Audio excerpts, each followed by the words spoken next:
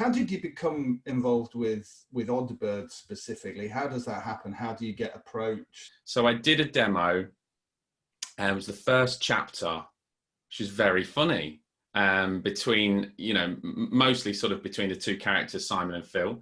And then I chose to kind of, you know, decided on what accents I thought were kind of right. And then sent that off, you know, and with most auditions, it's hard because you the moment you've done it, you have to let it go, really, and not think about it. And then if you happen to get a job, then fantastic. And then I got some feedback from the author. I thought, this is unusual. He's a very difficult man. Outrageous. And it said, has he even read the book? No, it didn't. It said basically that it got some really good feedback just about, you know, the voices of the characters and getting that right.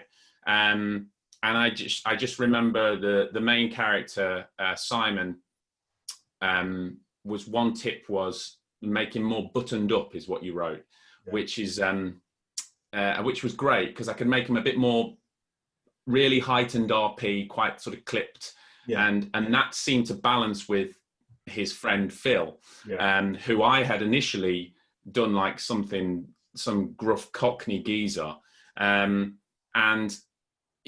the problem is, in my defence, you don't get a chance really to read the whole book, yeah. When you're sending off a demo, and there is obviously a mention of him being from Harrogate, so you feel like a fool, but that made so much sense then when I had that feedback from you. So I was able to re-record second demo, sent that off.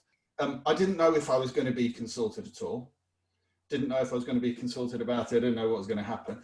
And then I received, via my agent, I received the sample, and I took a listen to the initial sample where Phil was a little bit gruff, and, you know, and I kind of gave the feedback. But, you know, I also said, look, I think this, I'm sure that this gentleman is going to be able to do a great job of it, but I just think this is what I was thinking about a little bit more for the voices.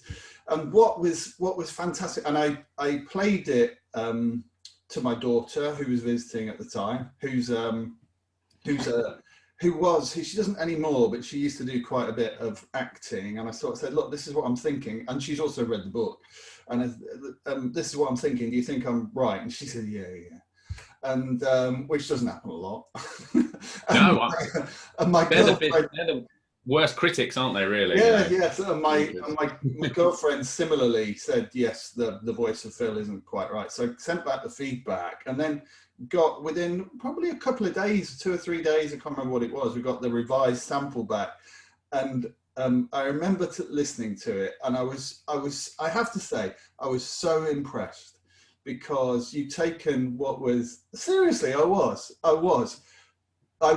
because I'll tell you, so impressed, because you had taken what was probably just 2 to 3 lines of direction, and you had nailed Simon and Phil, and it was so good, and I had a great big smile on my face, and I played it to my daughter, and we were all nodding and saying, yes, that is exactly right. I know this is what you do, but for somebody who doesn't do that, it was great. Well, I mean, it's your baby, so clearly, you know it better than anyone, so it's very clear, it was clear to see what you were looking for, but just those little pointers it helped me, because it made the relationship more real, and it made sense.